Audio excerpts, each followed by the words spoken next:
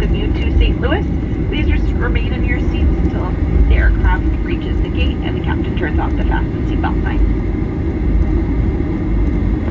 At that time, feel free to jump up, grab your carry-on items from the overhead bins. Just use caution, those items in a shift or plane, they could fall out. You may now use the cellular function on your small portable electronic devices. However, please remain seated and leave all carry-on items stowed. If you're connecting here to another Southwest flight, go into the terminal, check the TV monitors for up-to-date flight status and gate information.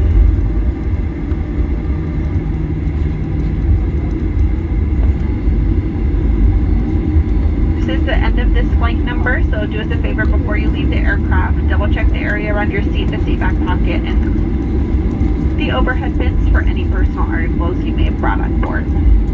Also, the aircraft doors will be open here for ground servicing, so please make sure you and any children you're traveling with remain clear of the aft and forward service doors. This is for your safety. We certainly have enjoyed sharing a part of our evening with you. We know you have many choices when you fly. Thanks so much for choosing Southwest. Go out, drive safe. Have a wonderful rest of the weekend. Come see us again soon.